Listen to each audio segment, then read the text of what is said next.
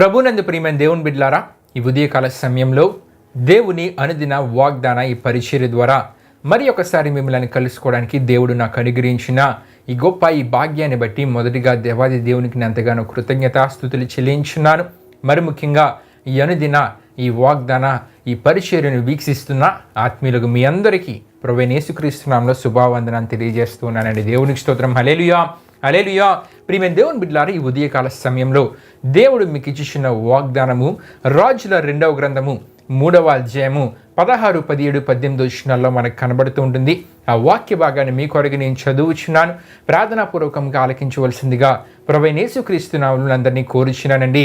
రాజుల 2వ గ్రంథము 3వ అధ్యాయము 16, 17, 18 వచనాలలో ఈ విధముగా రాయబడి ఉన్నది.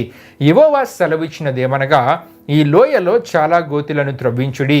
యెహోవా సెలవిచ్చినదేమనగా, గాలియే గాని వర్షమే గాని రాకపోయినను మీరును మీ మందలను మీ పశువులను త్రాగుటకు ఈ లోయ నీళ్లతో నిండును. ఇది యెహోవా దృష్టికి అల్పమే. దేవునికి స్తోత్రం. హల్లెలూయా, హల్లెలూయా. ప్రియమైన దేవుని బిడ్డలారా, ఈ మాటలను, ఈ వాగ్దానపు మాటలను ప్రియమైన దేవుని బిడ్డలారా, దేవుడు ఎలీషా ప్రవక్త ద్వారా 3 రాజు అంటే యూదా రాజు, ఇశ్రాయేలు రాజు, అంతేకాకుండా ఎదోము రాజుకి తెలియజేస్తున్న ఎలీషా ప్రవక్త ద్వారా తెలియజేస్తున్న వాగ్దానపు మాటలుగా ఈ మాటలను మనం చూస్తూ ఉంటాం. ప్రియమైన దేవుని బిడ్డలారా, అయితే అక్కడ జరుగుతున్న సందర్భాన్ని క్లుప్తంగా ఈ సందర్భంలో మీకు తెలియజేస్తూ ఈ వాగ్దాన ఆశీర్వాదాన్ని మీకు తెలియజేయాలని నేను ఆశపడుచు ఉన్నాను. ప్రియమైన దేవుని బిడ్డలారా, అక్కడ మనం చూస్తున్నప్పుడు ఇశ్రాయేలు రాజైన యెహోరాము పరిపాలన కాలంలో ఏం జరిగిందంటే ప్రియమైన దేవుని బిడ్డలారా, దానికి ముందు వరకు మోయాబు రాజైన మేష వారికి పన్నుగా కొన్ని చెల్లిస్తూ ఉండేవాడు. ఏమి చెల్లించేవాడంటే 1,00,000 గొర్రె పిల్లల్ని, అంతేకాకుండా బుచ్చుగల 1,00,000 గొర్రె పుట్టేళ్లను పన్నుగా చెల్లిస్తూ ఉండేవాడు. ఇప్పుడు వరకు అంటే ఆహాబు వరకు. అయితే ఆహాబు మరణమైన తరువాత చెల్లించడం మానివేసి ఇశ్రాయేలు వారి మీదకి ఈ మోయాబు రాజైన మేష తిరుగుబాటు చేశాడు. ఎప్పుడైతే ఈ మేష తిరుగుబాటు చేశాడో ఇశ్రాయేలు రాజు సహాయం కొరకు ఎవరిని అడిగాడంటే యూదా రాజైన యెహోషాపాతుని అడిగాడు. దేవునికి స్తోత్రం. హల్లెలూయా, హల్లెలూయా. యెహోషాపాతుని ఇక్కడ యెహోరాము సహాయాన్ని కోరాడు. ప్రియమైన దేవుని బిడ్డలారా, ఎప్పుడైతే సహాయాన్ని కోరాడో, ఇలా మోయాబు రాజు నా మీద తిరుగుబాటు చేశాడు, నాకు నీ సహాయము అవసరమని యెహోషాపాతుని ఈ ఇశ్రాయేలు రాజు అడిగినప్పుడు యెహోషాపాతు ఏమంటాడంటే ప్రియమైన దేవుని బిడ్డలారా, నా ప్రజలు నీ ప్రజలే, నేను నీ వాడనే, నీతో పాటు నేను యుద్ధానికి వస్తానని అంటాడు. అయితే వీరిద్దరూ కలిసి, అంతేకాకుండా వీరికి సహాయముగా ఎదోము రాజు కూడా యుద్ధానికి వస్తారు. అంటే 3 రాజులు కలిసి మోయాబు రాజైన మేష మీదకి యుద్ధానికి వెళ్తూ ఉన్నారు. అయితే ప్రియమైన దేవుని బిడ్డలారా, వీరు 3 కలిసి ఏ మార్గం గుండా వెళ్దామని యెహోషాపాతు ఇశ్రాయేలు రాజును అడిగినప్పుడు ఏదోము మార్గమున మనం వెళ్దామని చెప్పి ప్రియమైన దేవుని బిడ్డలారా యెహోరాము వారితో అంటాడు. అయితే వారు 7 దినాలు ప్రయాణం చేస్తారు, అక్కడ చుట్టూ తిరుగుతారు. అయితే ఆ సందర్భంలో ఏం జరుగుతుందంటే వాళ్ళ దగ్గర ఉన్న నీళ్లు అయిపోతాయి, త్రాగడానికి నీళ్లు లేవు. ప్రియమైన దేవుని బిడ్డలారా, ఇంకా వారి దగ్గర రాజులు త్రాగడానికి నీళ్లు లేవు, వారి సైన్యానికి నీళ్లు లేవు, అంతేకాకుండా వాళ్ళతో పాటు ఉన్న పశువులకు ఇవ్వడానికి కూడా నీళ్లు లేవు. ప్రియమైన దేవుని బిడ్డలారా, ఇక్కడ ఒక విషయాన్ని మీకు తెలియజేయాలని ఆశపడుచున్నాను. యుద్ధానికి ఒక రాజ్యం, ఒక సైన్యము యుద్ధానికి వెళ్ళిందంటే నీళ్లు ఎంతో ప్రథమ పాత్రను పోషిస్తాయి. ఎందుకంటే వారికి శక్తిని, బలాన్ని ఇచ్చే ప్రక్రియలో, అంతేకాకుండా వారు అలసిపోయినప్పుడు నీళ్లు ఎంతగానో ఉపయోగపడతాయి. అయితే ఇప్పుడు ప్రియమైన దేవుని బిడ్డలారా, ఇక్కడ వీరి గురించి మనం ఆలోచిస్తే గనక ఈ 3 రాజులు, వారి సైన్యము, అంతేకాకుండా వారికి ఉన్న పశువుల దగ్గర త్రాగడానికి నీళ్లు లేవు కాబట్టి వారి యుద్ధానికి వెళ్ళలేరు. అంతేకాకుండా యుద్ధానికి వెళ్ళినా సరే ఆ యుద్ధంలో విజయం సాధించడం అసాధ్యం. ఎందుకంటే అలిసిపోయినప్పుడు త్రాగడానికి నీళ్లు ఉండవు, శక్తి బలాన్ని దయచేయడానికి కూడా నీళ్లు ఉండవు. కాబట్టి యుద్ధంలో విజయం సాధించడము అసాధ్యము. ప్రియమైన దేవుని బిడ్డలారా, అయితే 3 ఆలోచిస్తారు. నీళ్ళైతే త్రాగడానికి లేవని ఆలోచించినప్పుడు యెహోషాపాతు ఏమని అడుగుతాడంటే, యెహోవా యొద్ద విచారణ చేయడానికి యెహోవా ప్రవక్త ఇక్కడ ఎవరైనా ఉన్నారని అడిగినప్పుడు ఎలీషా గురించి ఇశ్రాయేలీల సేవకులలో ఒకడు యెహోషాపాతుకు తెలియజేస్తారు. దేవునికి స్తోత్రం. హల్లెలూయా, హల్లెలూయా. ఎలీషా ప్రవక్తకు తెలియజేసినప్పుడు వీరు 3 కలిసి ఎలీషా ప్రవక్త దగ్గరకు వెళ్ళి జరిగిన విషయాన్ని తెలియజేస్తారు. ప్రియమైన దేవుని బిడ్డలారా, వీరిలో అక్కడ తగ్గింపును మనం చూస్తుంటాం. 3 కలిసి వెళ్ళి అడుగుతారు. ప్రియమైన దేవుని బిడ్డలారా, ఆ సమయంలో అడిగినప్పుడు ఎలీషా ప్రవక్త ద్వారా ప్రియమైన దేవుని బిడ్డలారా, దేవుడు వారితో మాట్లాడుతున్న మాటలే మన వాగ్దానపు మాటలుగా మనం ధ్యానం చేసుకున్నాం. ఆ మాటలు ఏమిటంటే రాజుల 2వ గ్రంథము 3వ అధ్యాయం 16, 17 వచనాల్లో మనకు కనబడుతూ ఉంటాయి. యెహోవా సెలవిచ్చినదేమనగా, ఈ లోయలో చాలా గోతులను త్రవ్వించుడి. యెహోవా సెలవిచ్చినదేమనగా, గాలియే గాని వర్షమే గాని రాకపోయినను మీరును మీ మందలను మీ పశువులను త్రాగుటకు ఈ లోయ నీళ్లతో నిండును. ఇది యెహోవా దృష్టికి అల్పమే. దేవునికి స్తోత్రం. హల్లెలూయా, హల్లెలూయా. దేవుడు వారిని ధైర్యపరుస్తూ ఉన్నారు. ఎలీషా ప్రవక్త ద్వారా ఈ విషయాలు దేవుడు వారికి తెలియజేస్తూ, ఆ ముగ్గురు రాజులకు తెలియజేస్తూ, ఆ రాజులను వారి యొక్క సైన్యాలని ప్రియమైన దేవుని బిడ్డలారా దేవుడు ధైర్యపరుస్తూ ఉన్నాడు. వారిలో ఒక అభయాన్ని కలుగు చేస్తూ ఉన్నారు. అప్పటి వరకు వారిలో భయం ఉంది.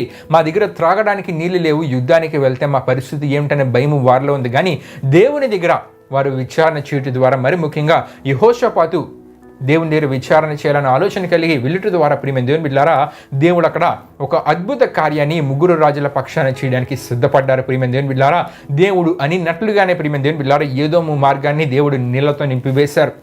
అద్భుతంగా వీళ్ళకు నీళ్లను సమకూర్చారు. వీరిలో పూర్తిగా ధైర్యము, అభయం ఉంది. ఇప్పుడు పూర్తిగా వీరు యుద్ధానికి సిద్ధపడుతూ ఉన్నారు. అయితే ప్రియమైన దేవుని బిడ్డలారా దేవుడు ఏం చేశారంటే, దేవుడు వీరికి ఇచ్చిన నీళ్లతోనే మోయాబీలను అయోమయానికి గురి చేసి దేవుడు ఆ నీళ్లతోనే ప్రియమైన దేవుని బిడ్డలారా మనం ఆలోచిస్తే ఆ నీళ్ల ద్వారానే వీరికి అద్భుత విజయాన్ని యుద్ధంలో కూడా దయచేశారు. దేవునికి స్తోత్రం. హల్లెలూయా, హల్లెలూయా. ఈ సందర్భ విషయాలని రాజుల 2వ గ్రంథం 3వ అధ్యాయం చదివితే కనుక మీకు అర్థమవుతుంది ప్రియమైన దేవుని బిడ్డలారా. అయితే ఇక్కడ కొన్ని విషయాలు మీకు తెలియజేయాలని ఆశపడుచు ఉన్నాను. ఇశ్రాయేలు చరిత్రలోనే ఒక అద్భుతమైన విజయాన్ని దేవుడు వారికి దయచేశారు. అయితే ఇక్కడ మనం తెలుసుకోవాల్సిన అద్భుతమైన విషయం ఏంటంటే ప్రియమైన దేవుని బిడ్డలారా వారు ఊహించి ఉండరు. క్లిష్ట పరిస్థితులలో వారు ఉన్నారు. క్లిష్ట పరిస్థితులలో త్రాగడానికి నీళ్లు లేవు. ఇప్పుడు నీళ్లు ఎలా అనే ఆలోచనలో వారు ఉండి ఉంటారు. అంటే వారిలో ఒక అసహనం అనేది కోల్పోయి ఉంటారు. అసహనం అనేది వారిలో ప్రవేశించి ఉంటుంది. అంతేకాకుండా భయం అనేది వారిలో ఉంది.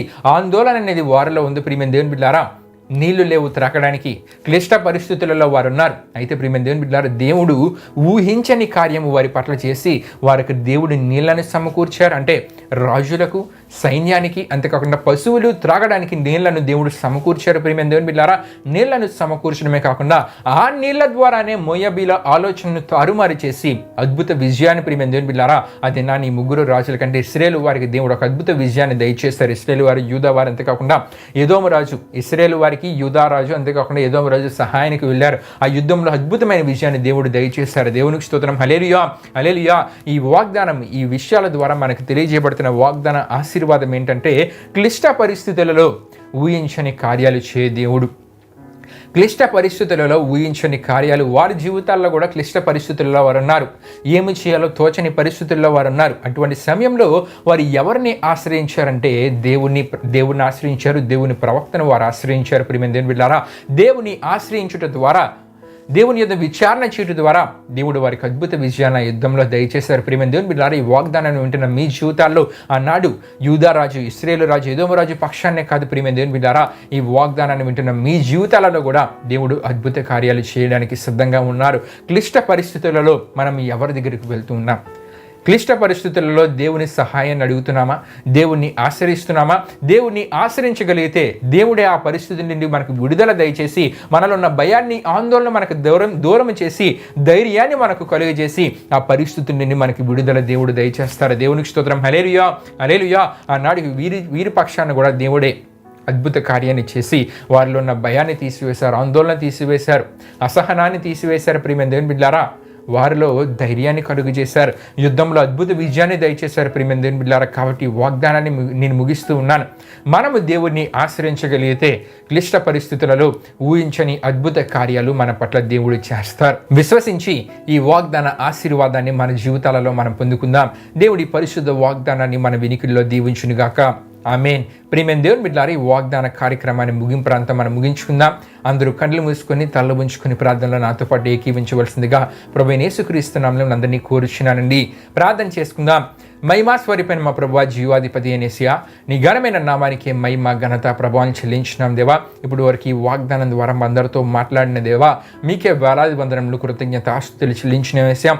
ఇశ్రాయేలు రాజు, యూదా రాజు, అంతేకాకుండా ఎదోము రాజు వారి క్లిష్ట పరిస్థితులలో నిన్ను ఆశ్రయించుట ద్వారా వారిలో ధైర్యము కలిగింది. యుద్ధంలో అద్భుత విజయాన్ని వారికి దయచేశారు దేవా. అంతేకాకుండా త్రాగడానికి నీళ్లను కూడా మీరే సమకూర్చారు దేవా. మరి క్లిష్ట పరిస్థితులలో నిన్ను మేము ఆశ్రయించగలిగితే మాకు ఆ పరిస్థితి నుండి విడుదల దయచేసి గొప్ప ధైర్యాన్ని, గొప్ప దీవెనను, ఆశీర్వాదాన్ని, విజయాన్ని దయచేస్తానని ఈ వాగ్దానం ద్వారా మాతో మాట్లాడిన దేవా. విన్న ప్రతి ఒక్కరు ఈ వాగ్దానాన్ని విశ్వసించి వాగ్దాన ఆశీర్వాదాన్ని వారి జీవితాలలో వారు పొందుకోగలిగేలా మీరు కార్యాన్ని జరిగించండి. ఇది నాని వారు చేస్తున్న ప్రయాణాలలో, పనులలో తోడుగుని ముందుకు నడిపించమని మీకే వేలాది వందనములు, కృతజ్ఞతాస్తుతులు చెల్లిస్తూ యేసు పరిశుద్ధ నామమున అడిగి వేడుకొనుచున్నాం తండ్రి. ఆమేన్. యేసు రక్తమే జయం, ప్రవేశ రక్తమే జయం, ప్రవేశ రక్తం సంపూర్ణమైన విజయం, అపవాది క్రియలకు అనంత నాశనం కలుగునుగాక. ఆమేన్. ప్రభు మిమ్మును మీ కుటుంబములను దీవించునుగాక. ఆమేన్.